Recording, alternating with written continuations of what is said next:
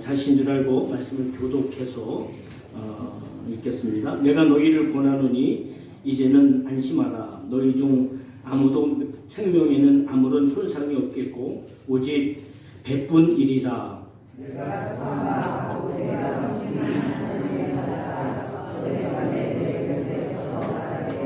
바울아, 두려워하지 말라. 네가 가이사 앞에 서야 하겠고 또 하나님께서 너와 함께 항의하는 자들을 다 내게 주셨다 하였으니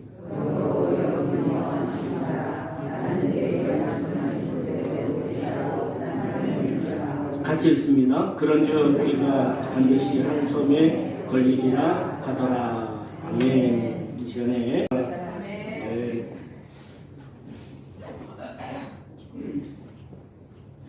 자, 오늘 사도행전 27장 22절로 26절 말씀을 가지고 은혜의 복음 증인을 위한 사명이라는 제목으로 말씀을 함께 나누겠습니다. 여러분, 유명한 작가 레프 톨스토이라고 하는 분은 사람은 무엇으로 사는가라고 하는 책을 이렇게 썼어요. 아주 단편집인데 이분이 이 사람은 무엇으로 사는가라고 하는 그 책에서 핵심은 다 얘기할 수 없습니다. 핵심은 한 가지입니다. 사람은 자기만 위해 사는 존재가 아니고 인류를 위해서, 다른 인류를 위해서 사는 존재다라고 이야기를 했습니다. 본능으로 말한다면, 이건 이제 제 얘기, 본능으로 말한다면 자기만 위해 살아야 되지만 우리가 하나님 앞에 누구든지 사명으로 사는 존재이기 때문에 우리는 다른 사람을 위해서 사는 것이다. 온 인류가 만약에 그렇게 살 수 있다면 이 세계는 아마 평화로운 세계, 아마 정말 복된 세계가 이루어질 수 있을 것이라 생각을 합니다. 그러나 현실은 좀 그렇지 않은 것을 우리가 보게 되죠. 사람의 일생은 운명이 아닌, 저는 그렇게 봅니다. 운명이 아닌 선택에 의해서 결정이 됩니다. 그래서 이 선택은 다르게 말하면 사명의 삶이 바로 선택의 삶이다 라고 생각을 합니다. 사명의 삶, 그것은 선택에 의해서. 운명은 그냥 몸을 위해서, 자기만 위해 사는 삶이 운명적인 삶이지만 선택의 삶, 다시 말하면 사명의 삶은 첫째는 하나님을 위한 것이고 둘째는 이웃을 위한 삶이다. 이것이 10계명에서 1계명에서 4계명은 하나님과의 관계, 그 다음에 5계명에서 10번째까지는 사람과의 관계, 이웃과의 관계에 대해서 10계명에서 말씀하셨고요. 이것을 예수님이 딱 한 말씀으로 주신 것은 뭐예요? 서로 사랑하라 하는 것이죠. 보면은 이제 사도 바울이 세 차례 걸쳐서 전도 여행을 다니는데 세 번째 전도 여행 중에 있었던 일입니다. 이것은 사실 본인과 더불어서 자의반 타의반으로 이렇게 이루어지고 있는 거예요. 그러니까 바울이 로마를 가고 싶어서 가는 게 아니고, 물론 이미 하나님께서 바울을 부르셨을 때 사도행전 9장 15절에서 내 이름을 이방인과 이방인의 임금들과 이스라엘 백성들을 자손들에게 그들에게 위해서 그들에게 증거하기 위해서 너는 내가 택한 그릇이다 라고 바울에게 말씀을 해 주셨죠. 그 말씀대로 이방인의 왕, 이방인의 임금, 당시에 유럽을 전체를 통치하던 나라가 어디입니까? 바로 로마죠. 그 로마의 왕에게, 황제에게 하나님이 그를 보내주시겠다고 하는 것을 말씀하셨던 것이죠. 그런데 이 길을 가는 길을 바울이 내가 가야지 해서 가게 된 게 아니라 여러 가지 상황이 있었어요. 복음을 전한다는 이유 때문에 죽음의 위험을 수없이 많이 당했었고, 매도 40에서 한 대를 감한 매를 여러 차례 받았고, 굶기를 진짜 밥 먹듯이 하였고, 또는 생명의 위험과 또는 바다의 위험과 또는 도적의 위험과 그런 위험을 굉장히 많이 겪으면서 여기까지 왔어요. 그래서 그 감옥에 갇혀 있을 때 바울은 이 문제를 가지고, 왜냐하면 사도 바울은 로마의 시민권을 갖고 있었습니다. 로마의 시민권을 갖고 있는 사람은 자신의 이런 문제를 가지고 이것을 황제에게, 가이사 아구스토에게 이것을 청원할 수가 있었어요. 그래서 이거를 청원했습니다. 그래서 이제 바울은 죄인은 아니지만 죄인과 같이 이제 그가 이 배를 타고 이제 그 이탈리아라고 하는, 로마라고 하는 곳을 향해서 가고 있는 것입니다.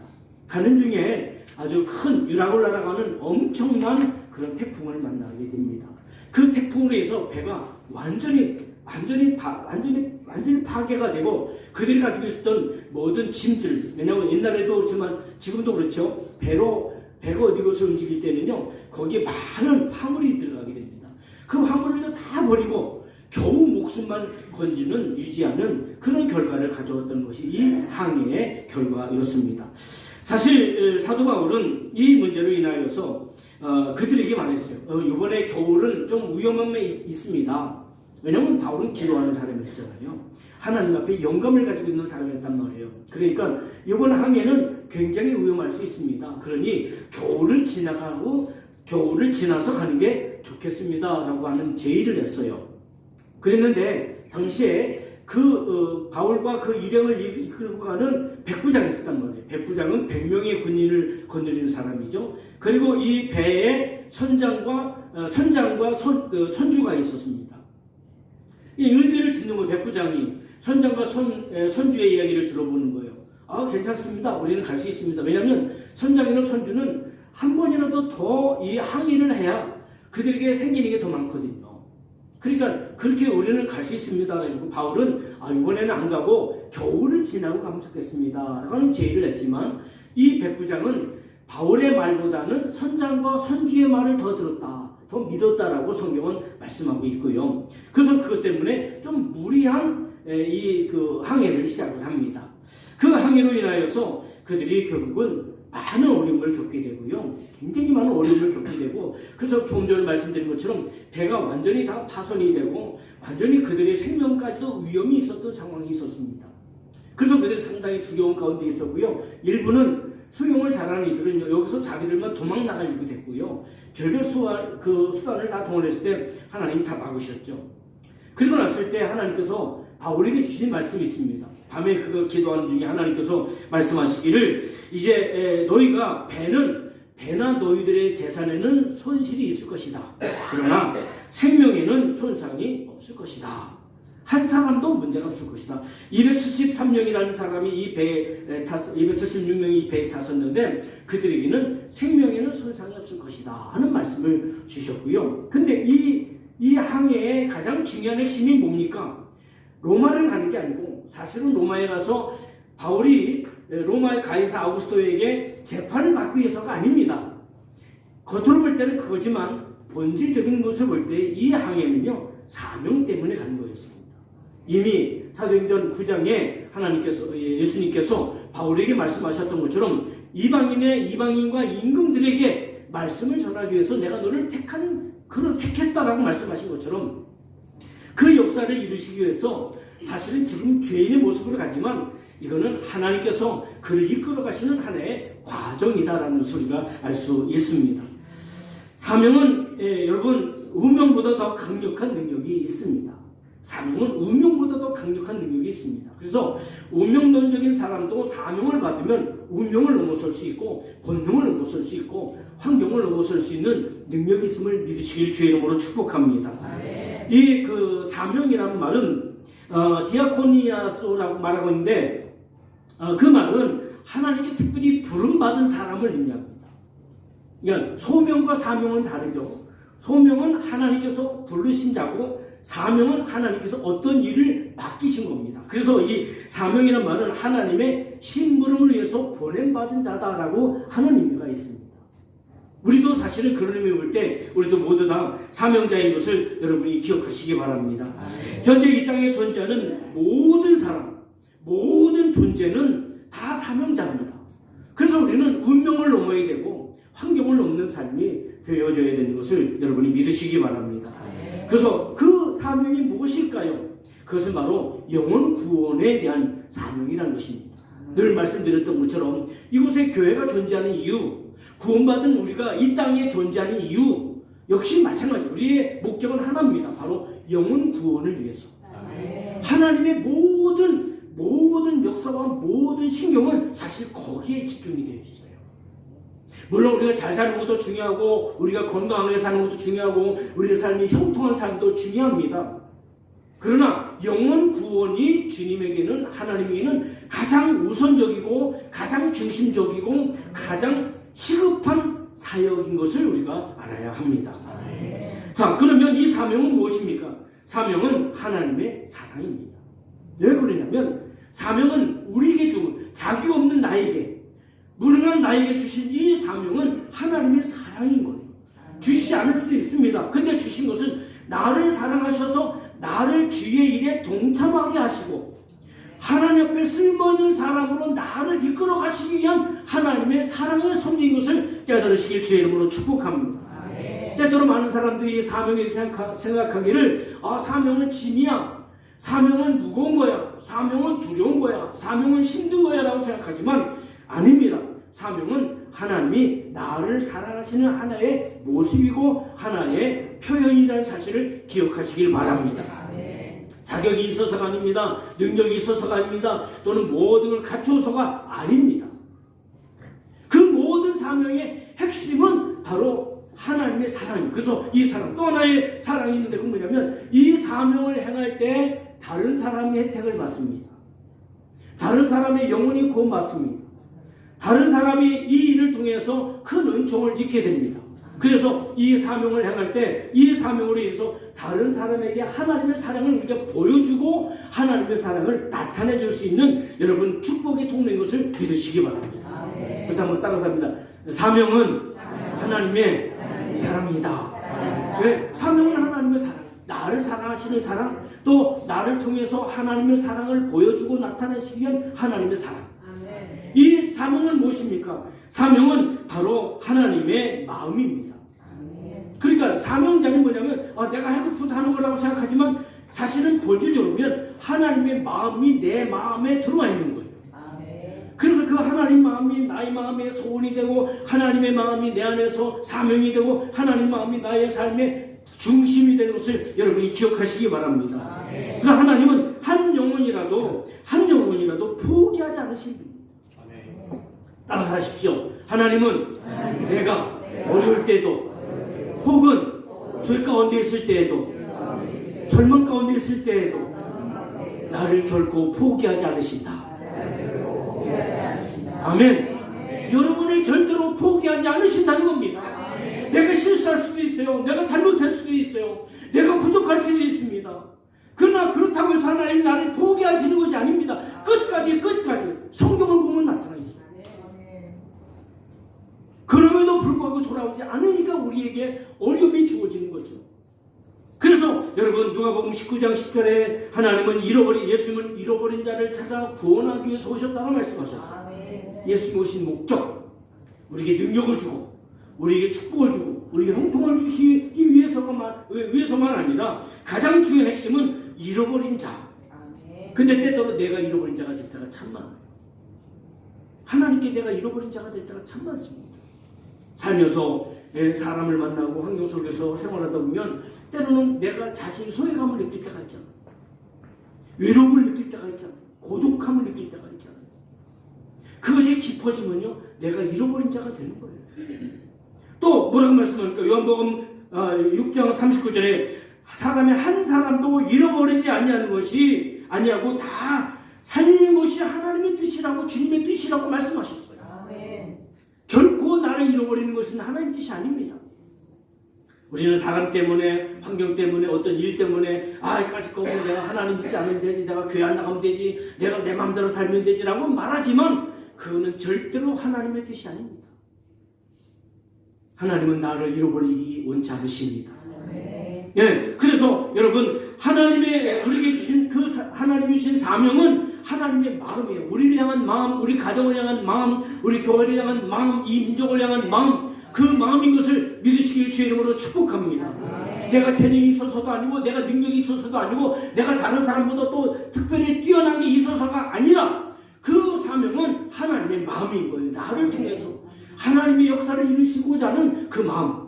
그래서 우리가 교회를 하고 주일을 하고 교회에서 어떤 일을 맡았을 때 가장 중요한 핵심은 그 직위가 중요한 게 아니라 하나님이 내게 주신 그 바로 마음.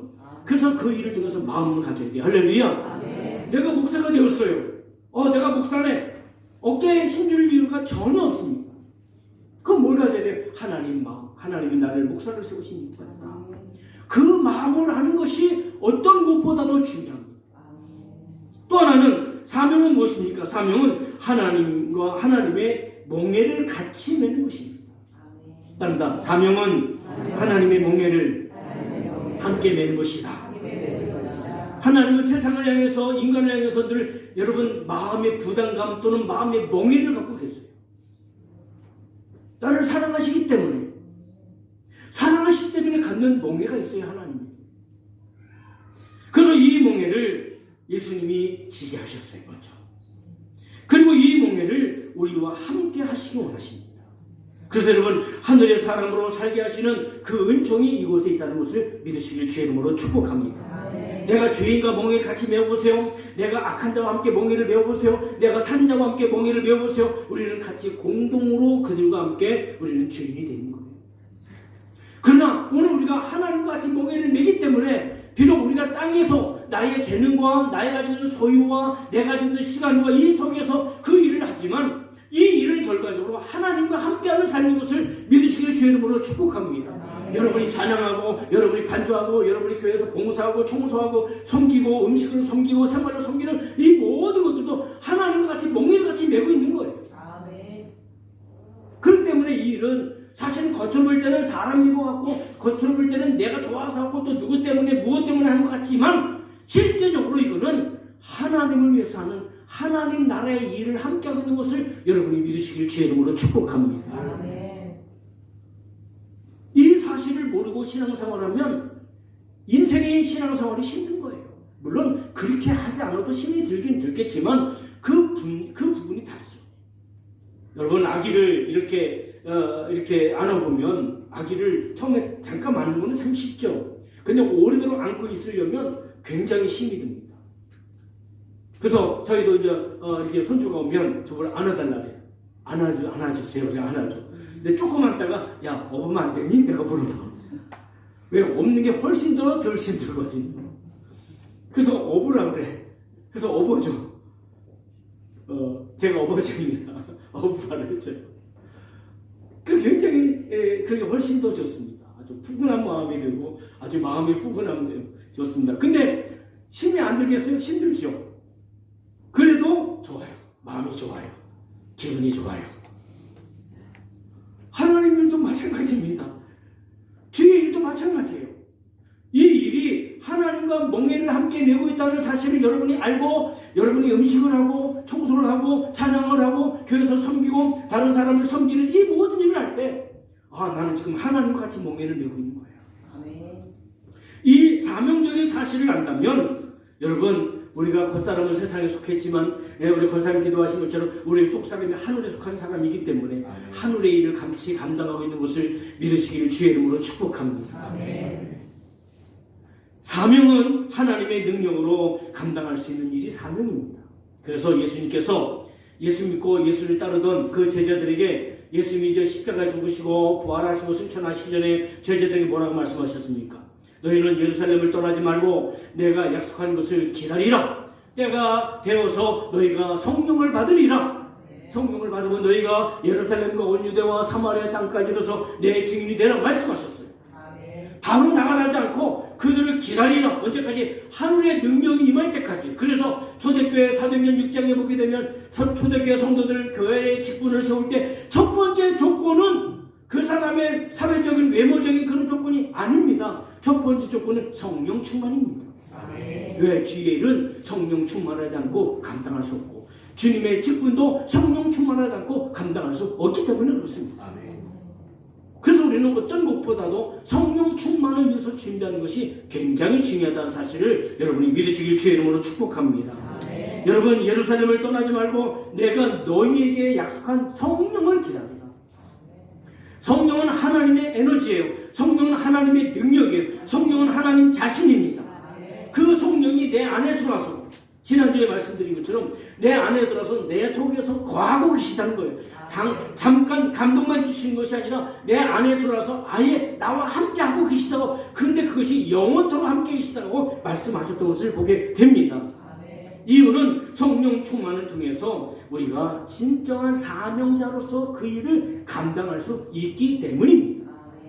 여러분, 사명자는 여러분 어떤 상황 속에서 환경에 의해서 흔들리거나 그 사명이 흐려지지 않도록 늘 깨워 기도해야 합니다.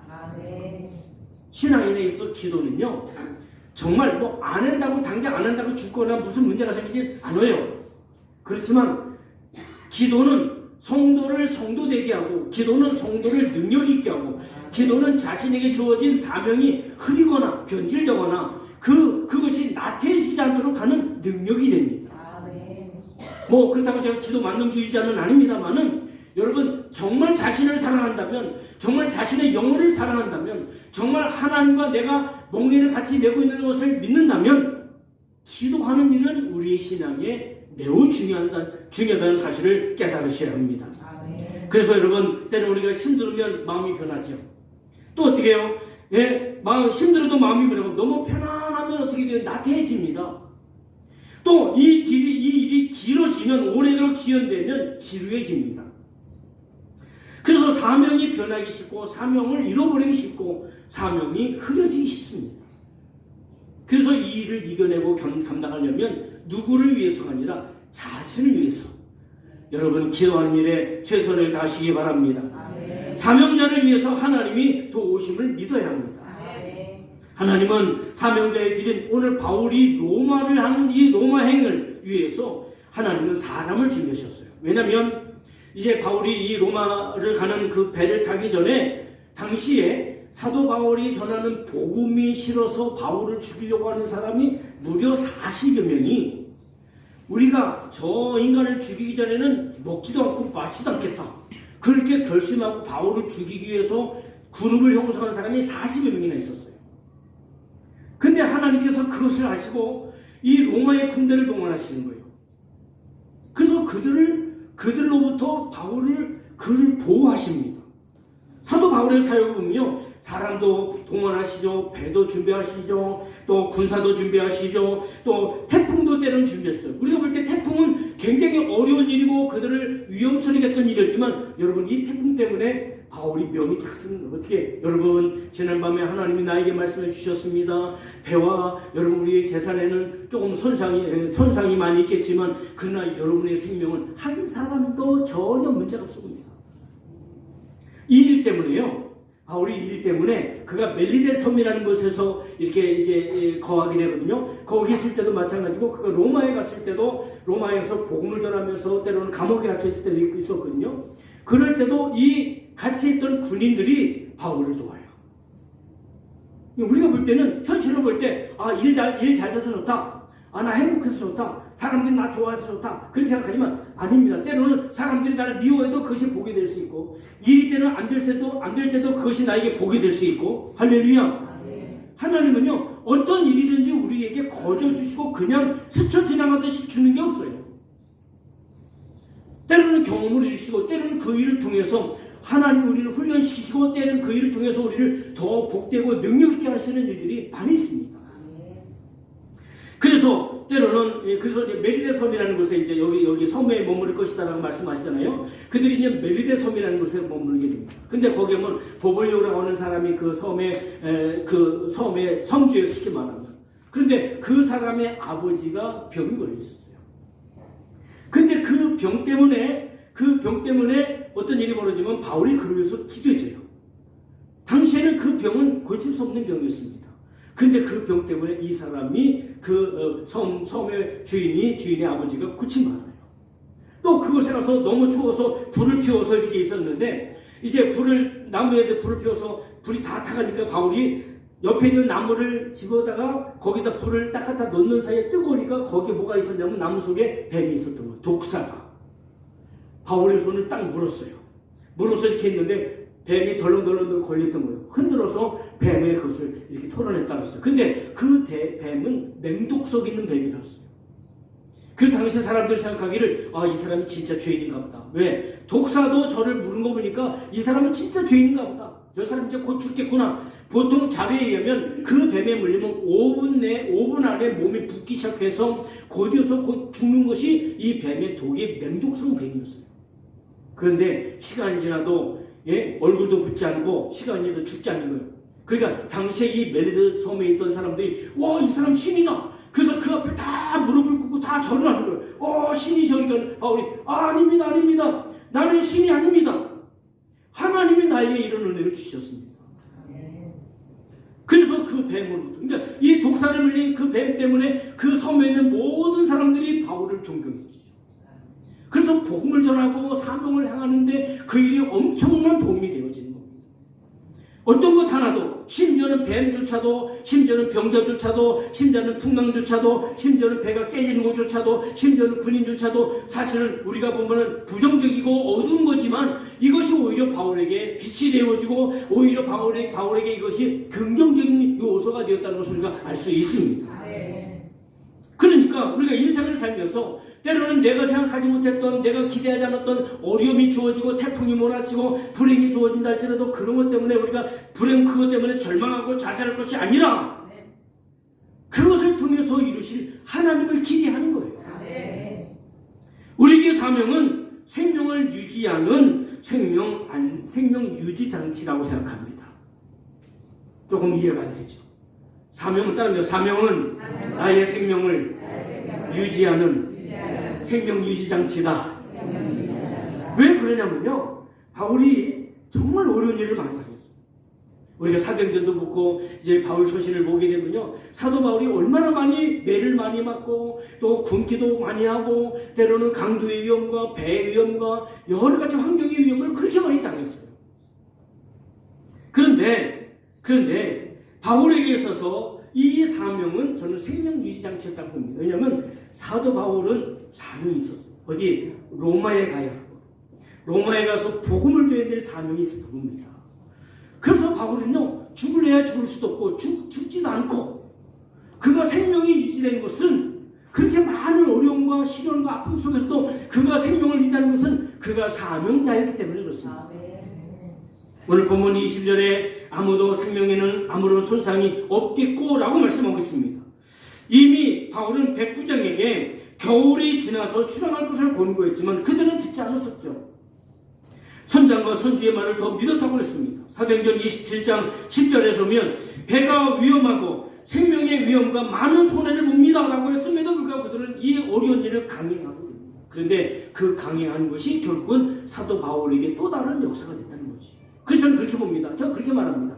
이 276명, 이 모든 사람들의 생명이 어떻게 한 사람도 소외되지 않고 한 사람도 해를 받지 않고 이렇게 그들이 안전하게 그들이 생명을 구할 수 있었는데 저는 사도 바울 때문이라고 봅니다. 바울이 사명자거든요. 그 사도 바울 사명자 때문에 이들의 배가 안전했고 그 어려움 속에서도 그들이 뱀의 독을 당했어도 또는 그 위기 가운데 있어도 그들이 승리할 수 있고 생명을 유지할 수 있었던 것은 사명 때문인 것입니다. 그러면 오늘 우리는 어떻습니까? 오늘 우리도 하나님 앞에 사명자입니다. 나는 사도 바울처럼 전도도 못하고 전도할지도 모르는데 아닙니다. 그거 얘기하는 게 아니에요. 여러분이 직장 생활하면서도 그 속에서 하나님이 직장을 주신 이유와 하나님이 직장을 주신 목적이 있습니다. 가정도 마찬가지예요. 그 가정이 다 예수를 믿든 믿지 않든 가정 중에 어떤 식구가 예수를 믿지 않든 믿든 상관없습니다. 그 속에서 내가 할 일이 있고 여러분이 할 일이 있기 때문에 여러분을 그 가정의 한 공동체로 여러분을 그 직장의 한 공동체로 여러분이 이 교회 한 공동체로 세우셨음을 믿으시기를 주의 이름으로 축복합니다. 그래서 우리는 사명자인 거예요. 우리 교회도 사명자인 거예요. 이 교회가 60여 년 동안 많은 어려움도 있고 형통함도 있었고 부흥도 있었고 많은 긍정적인 일도 있었고 부정적인 일도 있었어요. 그런데도 불구하고 우리 군산 나사렛교회가 여기 존재하고 지금도 존재하고 앞으로도 존재할 것. 우리 전사님이 앞으로 60년이라고 말하더라고요. 그래서 나 60년이면 없을 텐데 하는 생각이 들더라고요. 저는. 아니 60년이 아니라 100년, 200년도 될 수 있어요. 할렐루야. 네. 사명이 있고 사명을 감당하는 교회는요 절대로 무너지지 않습니다. 네. 사명이 있고 사명이 있는 가정은 여러분 앞에 정말 그 가정이 복이 됩니다. 네. 사명이 있고 사명이 있는 기업은 하나님께서 그 기업이 잘 될 수밖에 없는 것을 믿으시길 주님의 이름으로 축복합니다. 네. 당장 어렵다고 당장 힘들다고 포기하지 마세요. 사명은 우리가 이 땅에서 생명을 유지하는 생명 유지 장치예요. 사람이 위기 가운데 가면 병원에 가게 되면 생명 유지 장치가 딱 이렇게 우리 안에 몸에 딱 배어지잖아요. 그런 것처럼 내 생명 유지 장치는 사명이다. 그렇지 않으면 내가 운명적으로 살고 내가 본능적으로 살다 끝나는 건데 그렇게 해서 오래 산들 무슨 소용이 있겠습니까? 사명이 나의 생명 유지 장치다. 아멘. 그래서 내가 우리 집에 있습니다. 그래서 사람도 교회도 가정도 여러분 일터도 국가도 마찬가지예요. 제가 지난주 말씀드린 것처럼 우리나라는 마지막 시대 선교의 사명을 감당해야 될 사명이 우리나라에 있는 것을 믿으시길 바랍니다. 이 나라는 망합니다. 사명을 감당해야 되기 때문에 우리 교회는 망하지 않습니다. 우리 교회는 더 복이 되고 더 부흥이 되고 더 하나님의 역사 가운데 그 영역을 넓힐 것입니다. 왜냐하면 사명 있는 교회이기 때문에. 여러분도 마찬가지입니다. 성도의 삶은 운명이 아닌 사명의 삶입니다. 사명자는 사명을 이루기 전에 절대 망하지도 죽지도 않습니다. 사도행전 20장 24절에 바울은 그런 얘기합니다. 나의 달려갈 길과 주 예수께 받은 사명 곧 하나님의 은혜의 복음을 증언하는 일을 마치려 하면은 나의 생명을 조금도 귀한 것으로 여기지 아니하노라. 여러분이 돈을 잘 번잖아요. 여러분 세상에서 명예를 갖잖아요. 지위를 갖잖아요. 그것은 주님의 교회 하나님의 영광을 위해서 내가 쓰임받기 위해서 사명자로 세워지기 위해서 주신 것임을 기억하여서 결코 여러분 사명자는 죽지도 망할 수도 없다는 사실을 기억하시고 우리가 60주년을 맞이하면서 사명 있는 교회로서 사명 있는 성도로서 사명 있는 가정으로서 사명 있는 일터로서 여러분 가정과 일터는 절대로 망하지도 절대로 여러분 끝나지도 않는다는 사실을 기억하시고 사명 있는 가정, 사명 있는 교회, 사명 있는 사람, 사명 있는 일터가 모두 다 되시길 주의 이름으로 축복합니다. 우리 이 사명의 마음을 가지고 함께 일어나서 찬양으로 하나님을 향해 나아갑니다.